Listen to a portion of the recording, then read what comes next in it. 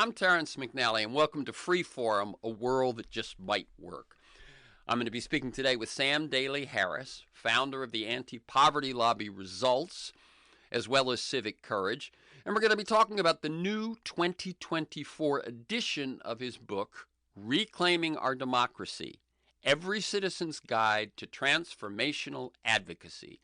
And to learn more, you can go to Civic Courage, that's one word, civiccourage.org, or Reclaiming Our Democracy. Again, one word, reclaimingourdemocracy.com. On Freeform, we explore the lives, the work, the ideas of individuals that I suspect have pieces of the puzzle of a world that just might work. We look at politics, economics, environment, science, health, culture, all based on the fact that I believe we can do better, and I want to find out how.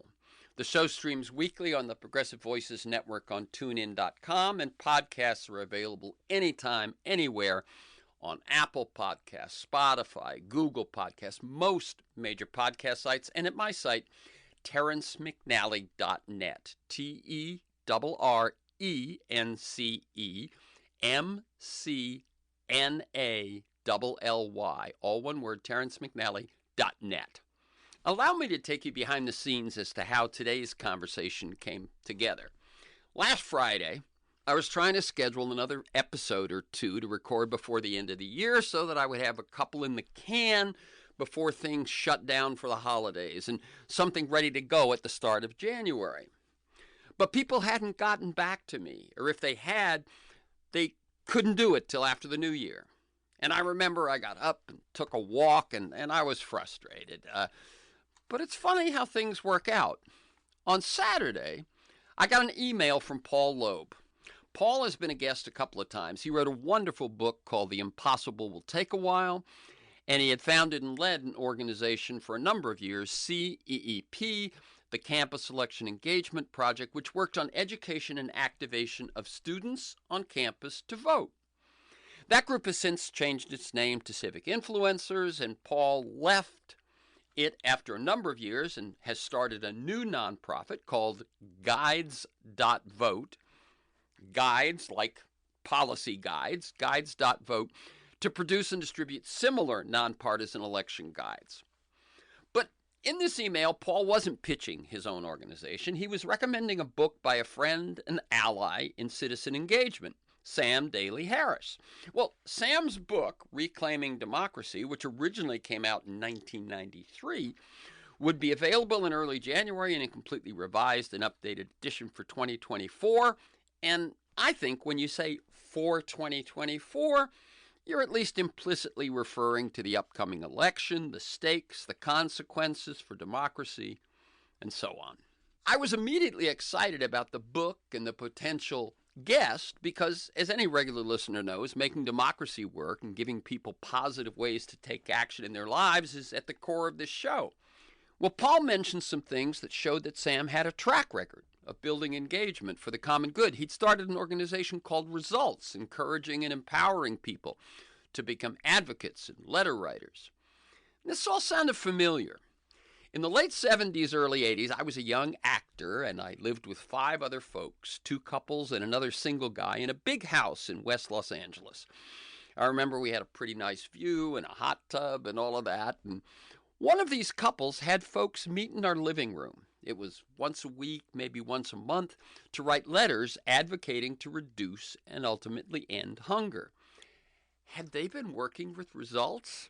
I emailed Sam to schedule an episode, and he got back to me with dates within 10 minutes. See, contrast that with my frustrating time the day before. But during that 10 minutes, I went online and found an article he'd written entitled The Start of an Experiment. And it opened with these words: in October 1979, I moved to Los Angeles. I was off to get rich as a songwriter so I could have more time to speak to high school students about my passion, world hunger. And it included photos of Sam Harris 44 years ago sitting in one of those letter writing groups. So I sent another email choosing a date and telling him where I had lived at that time and that I suspected that some very early Results meetings had taken place in my living room. Sam emailed back the name of one of my long ago roommates. So let me just say, it turns out that today's episode has been a long time in the making. Almost everyone shies away from advocacy as a way to make a difference. And I suspect that listeners sign petitions, make donations. Many may even be active in organizations working on issues they care about. But I'll bet few take the next step to meet with a member of Congress or write a letter to the editor. Why? Well, Sam believes it's because most of us see advocacy as too hard, too frustrating, too complicated, too partisan, too dirty, too time-consuming, or too ineffective. But Sam asks, what if that's all wrong? What if deep engagement dissolves discouragement and can actually bring joy? What if you can become an advocate and feel fulfilled instead of frustrated? And what if engaging as an advocate is essential to protecting our democracy? On the book's initial publication, Jimmy Carter wrote, "Many of the world's problems, including poverty, poor health, and ignorance, are correctable." In Reclaiming Our Democracy, Sam Harris shows how to take action to eliminate these problems, and he provides a roadmap for global involvement in planning a better future. Daley Harris's message: stop being hopeless, get with a group that offers a rich structure of support, something that coaches you, empowers you, emboldens you, and educates you. And of the 2024 edition, Sam has written, "I want this book to be a beacon of hope and possibility for people who feel brokenhearted and overwhelmed by the headlines they read. I intend this book to be a roadmap for individuals and organizations that want to make a difference on the issues that are precious to them, and I want this book to be a wake-up call, a clear challenge to the very large, well-funded national nonprofit organizations that I believe," these are Sam words, "are guilty of anemic advocacy that disempowers the average citizen." After starting with a career in music, Sam Daley-Harris founded the Anti-Poverty Lobby Results in 1980, co-founded the Microcredit Summit campaign in 1995 with Nobel Peace Prize winner Muhammad Yunus, founded Civic Courage in 2012, and coached Citizens Climate Lobby during its first 7 years.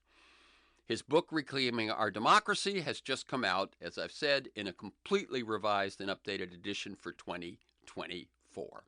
Welcome, Sam Daley-Harris, to Free Forum, a world that just might work. It's wonderful to be with you.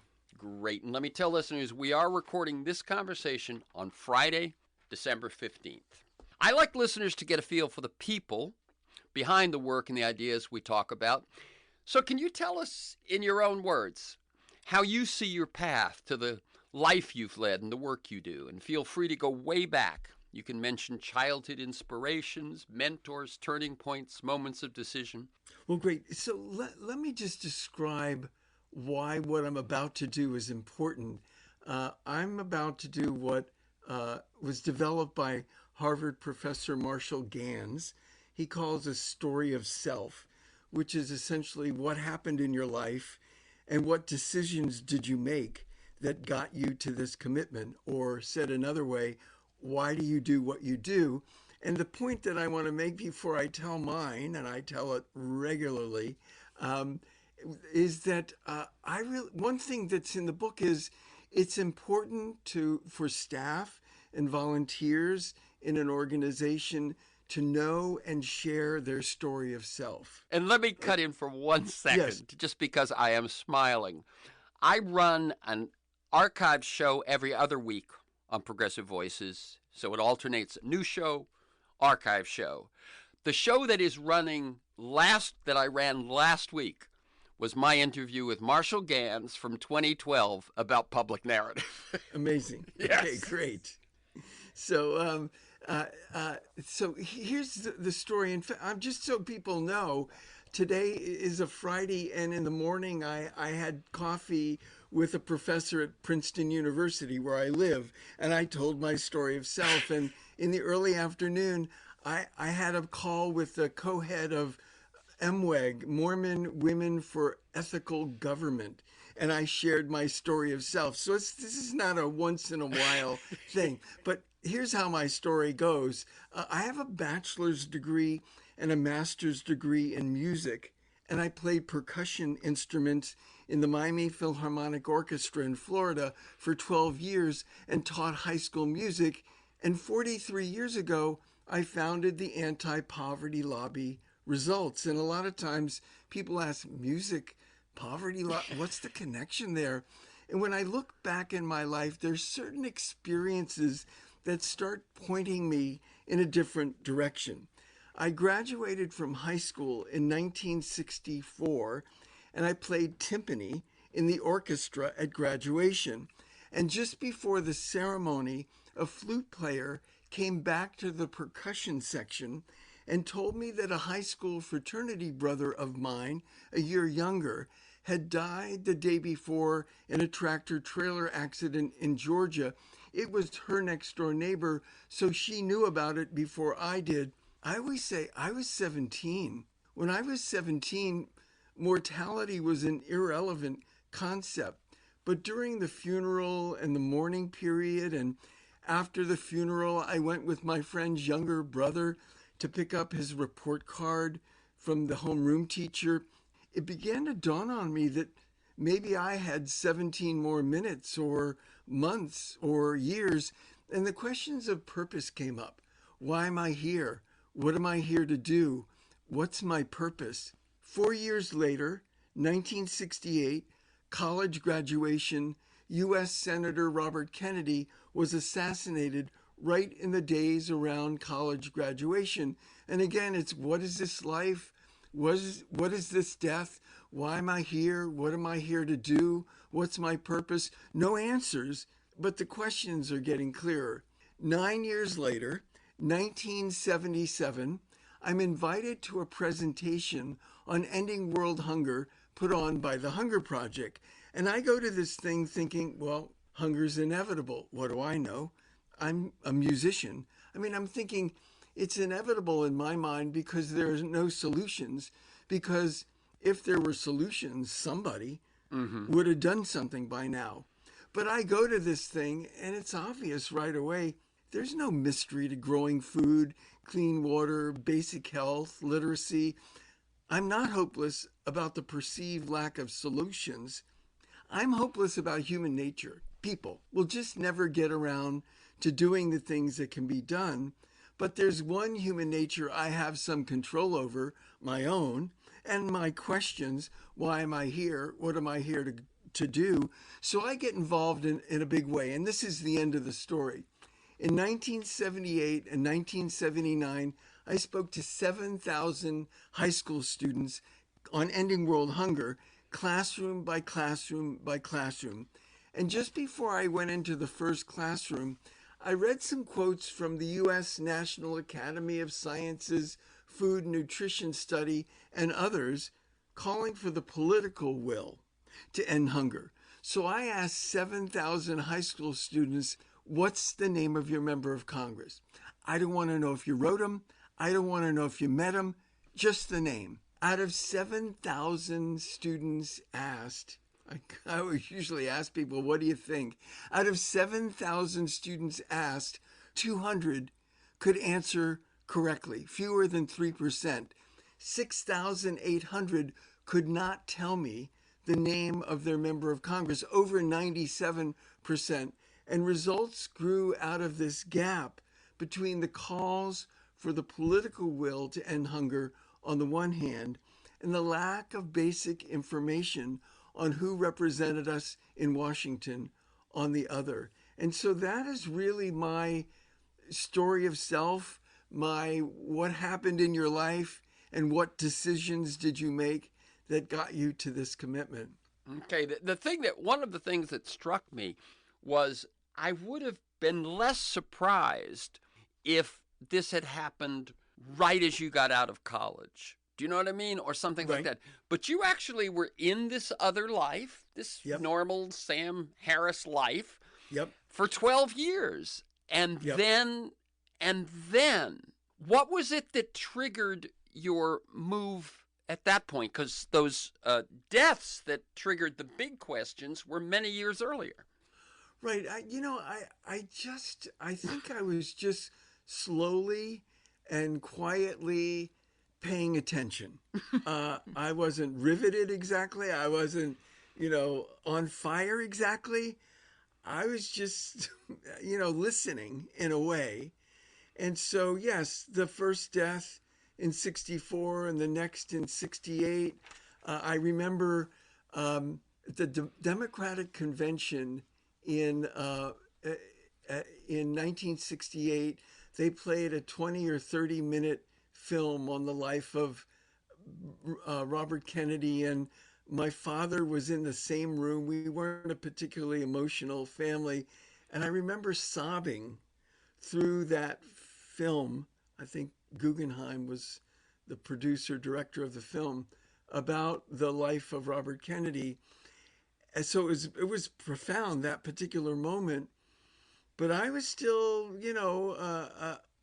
68, I was finishing college, about to start as a teacher, et cetera, et cetera. I didn't drop everything. Mm-hmm. I just kind of paid attention and kept going with the way I was going. Now, let me ask one other thing, because about that transition for you. One of the things you talk about is people who care and vote, and then as I've mentioned, and as we may talk about, give a donation here and there, sign a petition here and there, but actually feel hopeless about real change. Does that describe you at that point? Well, sure, I think so. I think it wasn't until that Hunger Project presentation where they talked about the power of an idea's time coming, the power of creating, well, in this case, the end of hunger as an idea whose time had come, until I was like working with those kinds of ideas and concepts. Yeah, I think I was quite normal in terms of hopelessness. Let me add this thing, and there might be a through line through this conversation. I've spent a massive amount of time in the year before the book is published in 2024, a massive amount of time in 2023, frankly, reading columns and papers and listening to radio interviews and responding to those columns or articles or interviews.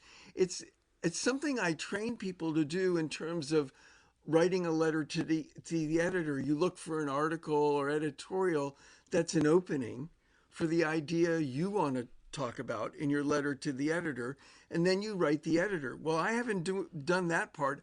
I've written the columnist or the producer of the radio show, etc. And with that in mind, one of the columns that I read was in Salon, in which the writer quoted a professor at the University of Pennsylvania as saying, it's hard to make a difference other than voting. Even a professor of political science has a tough time making a difference other than voting. Well, if a freaking professor of political science thinks voting's our only option, is it any wonder that all of us think something similar?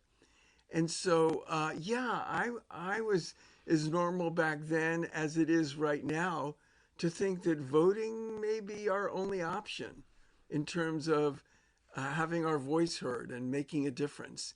And I certainly might have thought that back then, and I don't think that anymore. Right. We're going to get in next, Sam, to talking about some of the success of results. But before, I wanted to piggyback on what you just said, which is that in the Activist Handbook section of your book, you write, in 2018, 79% of grassroots advocacy professionals told the Congressional Management Foundation that a form email, we all see them, we all forward them, sign them, whatever. A form email is their primary grassroots advocacy tactic. And in response, only 3% of congressional staffers told that same CMF that a form email has a lot of influence on their office's decision. You have called this disconnect advocacy malpractice. How do you explain this gap between what most groups do and what's actually effective? Well, okay, so one of the ideas in the book Let's say you wanted to start an organization, an advocacy organization on gun safety and ending gun violence or on climate change or on you name it kind of thing. One of the big ideas in the book is the main reason you or I will fail to do big things is our fear of making big asks of volunteers. So I think that my answer to your question is that it is rampant, the fear of making big asks of volunteers. Let me give you an example. I Sure. don't mean sell your house and give the money to our organization Right. or quit your job and work here volunteer full Or time. put us in your will. Yeah. Yeah. But what I mean is, for example, if we're in a room right now, and let's say there are 20 people in the room, and we want to start this chapter in whatever town we're in, one of the big asks is we're going to start with a 4-part new group training. Every week for 4 weeks, maybe every other week for 8 weeks, we're going to start with a 4-part new group training. Well, that's a big ask. And if I'm a normal staff member standing in front of 20 people, it's kind of normal for me to think nobody's going to agree to a 4-part new group training every week for the next. That's asking too much. And it's the pulling back, the fear of making big asks has organizations start with that fear and then construct their methodology, construct their offering on top of that fear of making big asks. So I, as this organization, will ask you to do a tiny thing. And as a result, you might do a tiny thing and get a very tiny result and, go away sometime soon. So my answer to your question is this fear of making big asks. So is it hard for me to ask my 100 or 1,000 or 10,000 or 1 million volunteers to sign this online petition? No, that's not hard. If half of the people say no, I don't know about it much unless I check the stats or whatever. So really, it's like a fish in water. This fear of making big asks of volunteers, it's so obvious that it's not obvious in some ways. And so we get tiny methodologies and tiny asks and very often tiny results. And we get the answer to your question, why? Yeah. So many groups, 79% of grassroots advocacy professionals said online petitions were basically what they do mostly. And 3% of staff in Congress said that's really effective. I know. So- One thing is that every time I sign them and I click on them and I do that. But as I'm doing it, I think this isn't really what they want. This couldn't be what they really want. They really want me to do this so they can take me to the donation page. Okay. Which Yep. may or may not be true. But in any case, it's clear that's all they're asking. Now, one of the thoughts I have is that I'm thinking of the enormous bestseller over the last few years, Atomic Habits by James Clear. You familiar with the book or not? I'm not. Okay. So it's in the publishing world, people must be going, oh my God, it has been in the top 10 for like 2 years in a row, right? And what it's about is that if you want to change habits in your life, start small, do something that you can actually do, and then build from there. And so the notion of asking something small to begin with, I think there's efficacy there. But it's the fact that they don't build. I've consulted to nonprofits on communications. And one of my recommendations has always been what I called activation. You meet people wherever they are. You give them some role to play. And depending on where they are, you keep inviting them and pushing them along the path. I think it's something that it's similar to what you talk about, which we'll talk about a little bit later, called the champion scale, which is in moving Congress people or newspaper editors along that line. But the problem is not that the initial ask is small, it's that there's no build, right? Well, let me change that just a little bit. Thanks. What I want to say is the problem is that there's no structure of support. Ah, In other words, I can make, I don't know, online some small ask and maybe it's going to, but you didn't really agree to anything.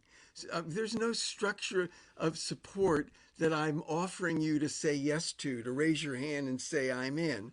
So I'm going to skip ahead for just a sure, second. sure. Because my whole thing is, is this whole distinction between transactional advocacy, sign the petition, transaction complete, done, Right. and transformational advocacy. And I'm going to tell you what inspired this in a moment, which is where transformational advocacy is where volunteers are trained, encouraged, and then succeed at doing things as advocates they never thought they could do, like meet with a member of Congress and bring them on board, or meet with an editorial page editor and have them agree to write an editorial. They do these kinds of things, and as a result, they see themselves in a new light. They see themselves as community leaders. And in a sense, a transformation has taken place. And where I got this concept from was Johns Hopkins professor Hari Hahn refers to it as transactional mobilizing and transformational organizing. And those words, mobilizing and organizing, I thought stress more what the staff does more. So I've changed the phraseology that she inspired me with to transformational advocacy, which is what the volunteer does, and transactional advocacy. And the question that I ask is in the book is, well, how do I find an organization that's committed to transformational advocacy? Whether they know it, whether they know it or call it that or not. Right. Well, I mean, the thing is, I say Results was doing that for 40 years. I just didn't have a name for it. Right. And it was Hari Hahn that inspired my clarity on what we were already doing. So let me give you my 3 points for finding an organization that delivers transformational advocacy. Point 1, enrollment and community building. In other words, if the organization is constantly bringing new people in and forming them into chapters, I don't mean online, they've got 5,000 new members today, or they've got 2,000 new members online. No. I'm talking about bringing new people in and forming them into chapters. So you're not doing this alone. So you don't feel so lonely in your activism. So that's the enrollment part of number 1. And the building community part of number 1 is they have a monthly all of organization webinar with guest speakers and the like. So it's not like just for the leaders. If they have 50 chapters, they have 50 leaders on. No, if they have 50 chapters with 10 people in each chapter, they have they have 500 on their monthly. So they're building community in that way. So that's number 1, enrollment and building community. Number 2, you want to look for an organization that offers training so that you become more effective. How to meet with the member of Congress, what an agenda for the meeting is, how you practice that agenda, how you write a letter to the editor, how you write an op-ed. So number 2 is training for effectiveness. And number 3 is encouraging breakthroughs, helping people move out of their comfort zone. There's this great drawing in the book where there's a little circle that's labeled your comfort zone. And then next to it is a much larger circle labeled where the magic happens. And you really want to encourage volunteers out of their comfort zone over to where the magic happens. And so the piece that I wanted to say that was missing is the structure of support. So again, off to this mythical room with 20 people in the room, I'm inviting them to join this chapter which will start with a 4-part new group training. And then there'll be 2 meetings a month, a monthly webinar with guest speakers where everyone will gather, usually on, because of our time zones in the United States, usually on a weekend day like a Saturday, so people can not only join in the East and West Coast, but stay afterward for their local chapter meeting kind of thing. So I want to raise this issue of not just starting with a small ask and moving to a larger one and a larger one, but starting with a structure of support where these asks can be made. And I'm going to give you one more Sure. example, and I'll be quiet. I give this example in chapter 1 where I was training a chapter leader, it was basically the Seattle chapter for a group, the Foundation for Climate Restoration. And it was going to be their own first ever webinar, because they had just started their chapters. And it was February of 2022. And this chapter leader, he said, we have met with 4 state senators and representatives in these last couple of months. They were only 2 or 3 months old. And one of the state representatives that we met with is chair of the Committee on Energy and Environment, and he asked us to brief the staff of the committee of their work is climate restoration, basically removing the legacy carbon that's already in the atmosphere. Mm-hmm. He said the state representative who chaired the committee, he knew a lot about climate change, but he'd barely heard of climate restoration and carbon removal. And I said, well, wait a minute. Have you ever met with an elected official before these 4? He said, no, this was the first time. I said, well, wait, had you ever written to an elected official before? He said, no, I'd never written, I'd never called, I'd never met. I said, put that in your talk. If you don't let people know you've never done this before, they'll think, oh, he's an expert. He could do this. We're not experts. We could never do this. And so where I'm going with this is, so he was in the structure of support that started with a 4-part new group training that had trained his group how to get a meeting, how to plan a meeting, how to have a meeting. And they'd had 4 already in their first few months. And so because of their structure of support, which was this training for action, and you could say it was a small action. I don't think a meeting with a state representative in his case is a small action at all. I think a lot of people would be terrified. Right. What do I say? What if they ask questions I can't answer? Right. That would be out of many people's comfort zone. Exactly. And yet, that for whatever reason, they had the training, encouragement, and then they succeeded at having 4 of them in just a matter of 2 or 3 months. And, again, I would say we're beginning to see themselves in a new light. Yes. An example of early transformational advocacy. I'm finding a quote that I found in one of your articles when you were describing the early days of results. And you said a couple of things that you said, we were fortunate that no one came up to us and said, creating the political will to end hunger, that's important. Here's $50,000. And you also said, I realized, and this speaks to that, comfort zone thing and so on. I realized I had the right job to make a difference, substitute teacher. I had the right training to make a difference, music. I had the right bank account to make a difference, nearly zero. And I realized that making a difference wasn't a function of any of these. It was a function of commitment and persistence. Before you respond to those 2 quotes of your own, let me tell people, this is Freeform, a world that just might work. I'm Terrence McNally.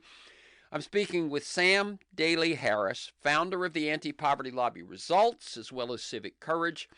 And he's just published a new 2024 edition of his book, Reclaiming Our Democracy, Every Citizen's Guide to Transformational Advocacy. And you can learn more at civiccourage.org. That's one word, civiccourage.org, or reclaimingourdemocracy.org. reclaimingourdemocracy.com to learn more about the book. And that's one word again, reclaimingourdemocracy.com. So that notion of how a $50,000 grant would have ruined you.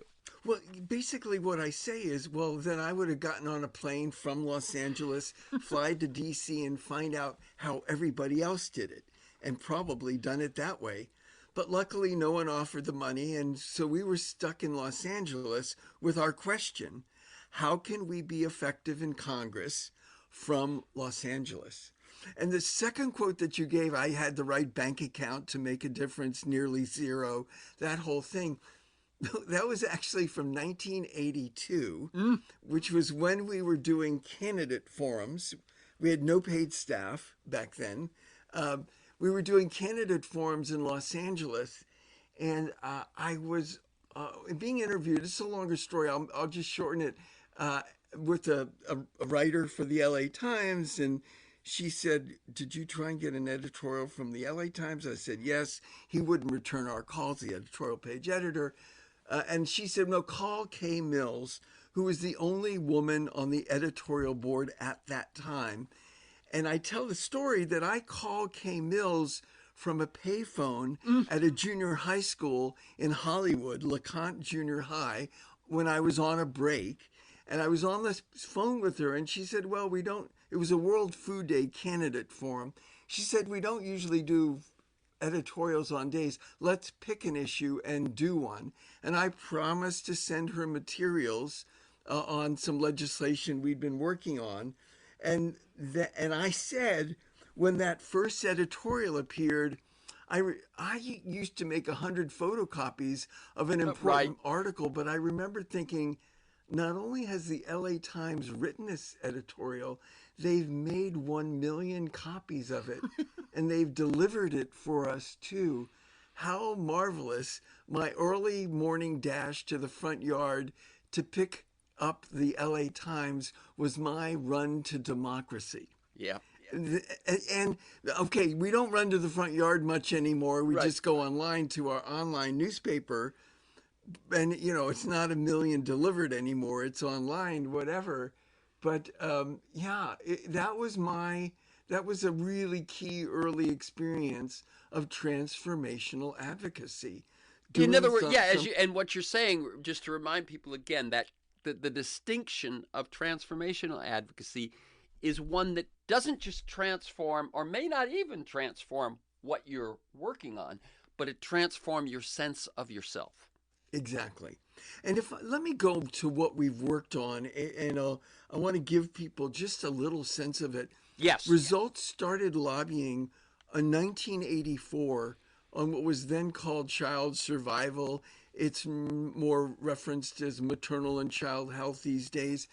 And UNICEF, the UN Children's Fund, was reporting that 40,000 children around the world were dying every day, under 5, from largely preventable malnutrition and disease, like measles coupled with malnutrition, or dehydration brought on by drinking dirty water or mixing infant formula with dirty water or whatever.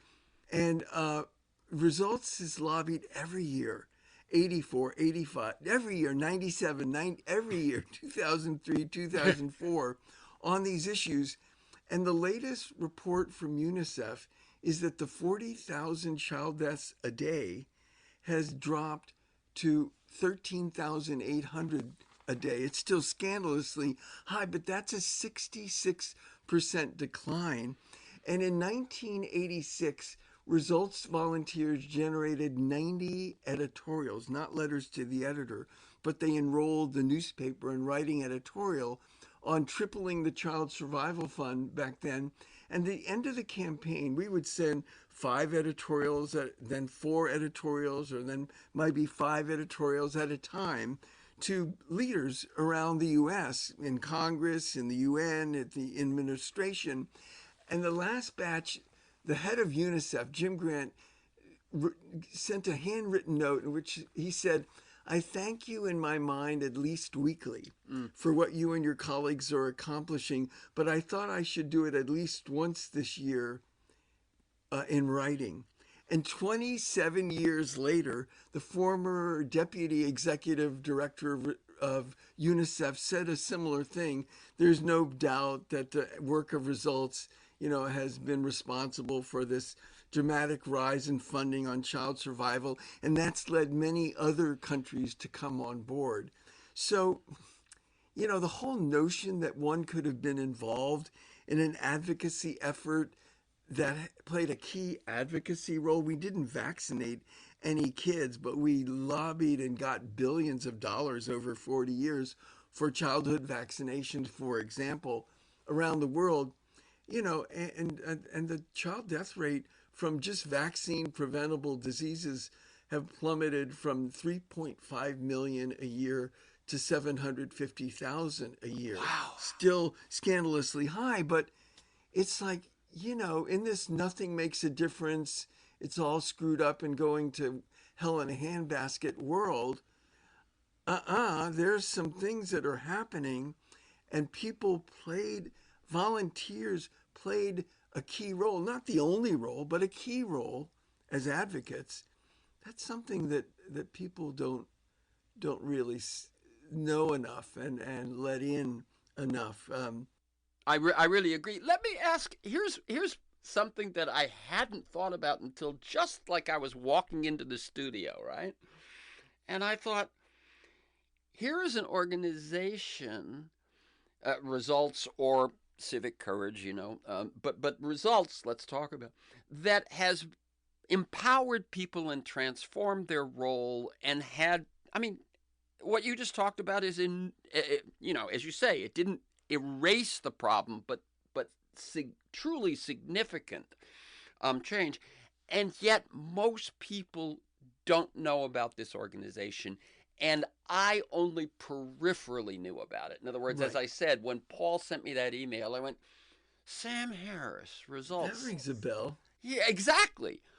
Why do you think that is? And is there need for more people to know? And obviously we're doing this radio show, this book is coming out, but you get what I'm saying. On the scale of the problem is the scale of people's realization that, a phone call away, something away, is an organization they could become part of that could transform problems and their feeling of power. Yeah. Well, let me tell one other quick story Sure. about these articles I've been watching. One of the things that I was watching in 2023 were two different segments of 60 Minutes on CBS. Right. Where the hosts, one was Scott Pelley, and the host was saying to the guests, there's no political will to do what you're talking about, don't you? And both of these segments use that specific, and it said it in a kind of hopeless way, like there's no political will to do what you're talking about, and there's not likely to be. Yeah, it's like they were talking about gravity or something, right?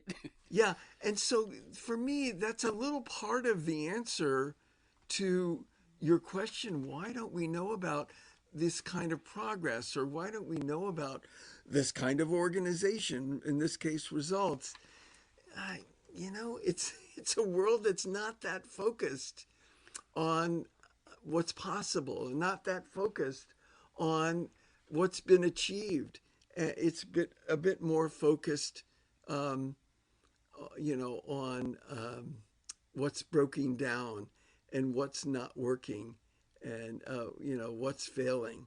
Yeah, well, one of the articles you pointed me to actually, in preparation for this, by Jennifer Rubin, was that the media have a bias for gloom and doom, right? Yes. Negativity in news, this is Rubin's words, is a product of a human tendency to be more attentive to negative news content. And then my thought is a more attentive audience is more profitable, and more negative news coverage feeds cynicism, resignation, anger. And so what, I guess we've been saying what people can do in the face of all that negative news, but you were pointing to that preference for an addiction to negative news as one reason that a group of individuals making a real difference isn't well known.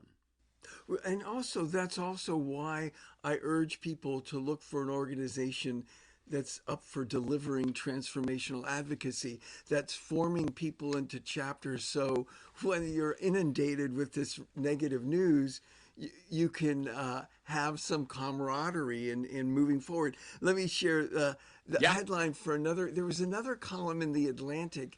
The column title was Find a Form of Activism That Won't Make You Miserable. Right. And and the author was basically saying plant trees, work in a soup kitchen, don't do political activism or political advocacy. That'll just make you miserable. Now, I'm not saying not to plant trees and Right. not to work in a soup kitchen, but don't cut off those other possibilities because, yeah, if you don't find a good group, it might make you miserable. And B, if you find the right group, it can light you up, actually. Yeah, I just want to say that what we heard in the voices of those 60 Minutes people, probably the most watched news program there is, right? And what it seems to me goes without saying or repeated as if it's just gospel, is a sense like that. In other words, money in politics, Citizens United, those sorts of things, terrible. We've got to work against them. We've got to change that system. But that doesn't mean that people can't make a difference. Let me ask you right now, so that we don't, so often I end up in the last minute going, so what organizations are good to join? So what are some, you've said, you want to find an organization that wants to dissolve your powerlessness, that is willing to train you, that's committed to moving you out of your comfort zone. What are some of those organizations? Sure. Let me give you a few. So, of course, Results, which works on global and domestic poverty, results.org. Another is Citizens Climate Lobby. I'd love to tell a little story about that in a moment. So citizensclimatelobby.org. If you go to civiccourage.org, I can help point you to some of these organizations. And, of course, their focus is climate. Another group is the Quaker Lobby, FCNL, Friends Committee on National Legislation, and FCNL works on peace issues largely, other things too. But all of these groups form the chapters. Another group that I've worked with and coach, Catholic Relief Services, their focus is a bit more on global poverty and also some climate work. And the Foundation for Climate Restoration, which is more focused on carbon removal and removing the legacy carbon that's in the atmosphere. So those are examples. Oh, one other that I know you have mentioned, and I only bring it up because I was just talking about Citizens United, is American Promise. Do they fit that? Yes, that's another one. Another great group that I've done some pro bono trainings for, like on letters to the editor, is Rank the Vote, which is a coalition of 20 plus ranked choice voting organizations in 20 plus states that are trying to get us moving toward ranked choice voting. Yeah, and anyone who's listened to the show on any sort of regular basis knows that we've talked about those sorts of problems and issues a lot. The fact that we have too much money in politics, but then we also have winner-take-all systems that really disempower and disempower citizens and over-empower the two parties, so that people in the media a lot. If you're talking about political action, it's just what's going on with the Republicans, what's going on with the Democrats, and it's not what's going on with the citizens. And it's a little lazy. If you can just do that without doing much homework. You can just take the latest thing that Trump said or the latest thing, whatever, and then it's a little lazy. Let me see if I can also cover this champion scale. Oh, please. Yes. A lot of times someone will say to me, oh, well, my member of Congress is a Neanderthal. There's no reason to meet with them. They're so backward. Or they'll say, oh, my member of Congress is so good on these issues. There's no reason to meet with them. nobody's meeting with them. So I really encourage groups to focus on a champion scale and move those who are opposed up to neutral and those who are neutral up to supporters. And don't stop there. Move supporters up to being advocates, advocates up to being leaders, and leaders up to being champions. And if my member of Congress or your member of Congress is opposed, I have those groups ask these three questions. Question one: we know you don't support this bill. What would it take to change your mind? And take that as a homework assignment. If they said, well, if you got the Chamber of Commerce on board, I think I might support. Well, get the Chamber of... We know you don't support this bill. What would it take to change your mind? Question number two: could you say more about that? Question number three: why do you think that is? These are all listening questions, a deep listening exercise, and it's a way to help move a member of Congress who's opposed and understand what would it take to move someone who's opposed up to neutral maybe, and maybe someday a supporter. Another thing I would urge groups to do, it's in the book, is go on their website and look for, through their news releases, what is something they're excited that they've done that you're actually excited about. It can't be something you hate. Right. And write a letter to the editor thanking them for their leadership on X and hoping they'll bring that leadership to your issue, kind of thing. And if I could do, I don't know if we have time to do one more. Yeah. If someone's a supporter, there's this American Promise group in New Jersey. Yes. It's also in the book. They were meeting with the deputy chief of staff for this member of Congress who was already a co-sponsor of their bill. And they said, would the congressman do a town hall meeting on the bill? He's already co-sponsored, but doing the town hall meeting would require him to be up to speed on the bill and talk about the bill. A week later, the deputy chief of staff says he'll do the town hall meeting and he'll give you a private 15 minutes before the town hall meeting. On the 15-minute, they say, thank you so much for doing this town hall meeting. Would you write an op-ed that we would get published on Constitution Day? They keep asking him to do advocate actions. And so 15 minutes later, he said yes to the op-ed. 15 minutes later, he did an hour conversation with 65 constituents and other New Jerseyans on the bill. And then a few months later, his op-ed was published in one of the big papers in the state. Keep asking him to not just co-sponsor and take a nap, but co-sponsor and speak to people about it. Co-sponsor and have his op-ed published about it. So that's an example. And I'm sure I'm not the only one that recognizes the similarity here, that what works for volunteers and advocates, which is take it a step further, move out of your comfort zone, take on just a little more, is in some sense the same thing we're asking of the editorial writers and the representatives. Exactly. And my guess is, and I was looking for the quote you had, but I will just paraphrase it, that we've already said that going out of your comfort zone and taking on something you didn't think you could will change your sense of yourself. My guess is that the same thing is true of the public official. Yes. Who goes out of their comfort. Especially on this issue. Yeah. They'll feel more confident. Yeah. And then the other thing you said, and this I think would surprise people, is that representatives or their staffs have shared that they actually pay more attention to the words of a citizen or they might at least, than the words of a citizen, an unknown, a regular person, than they are to the folks who are always sending them stuff. Yeah, I think that's true. The pros, or the lobbyists and all of that. Right. Yeah. Of course. Yeah. Okay, so we've talked about the champions here. We've talked about transformational. What's up for you in the next this next year beside you spent 23 really looking at how the media talked about advocacy and involvement and engagement, all sorts of things. You finished a new edition of the book, which comes out this month. What's up for you this year?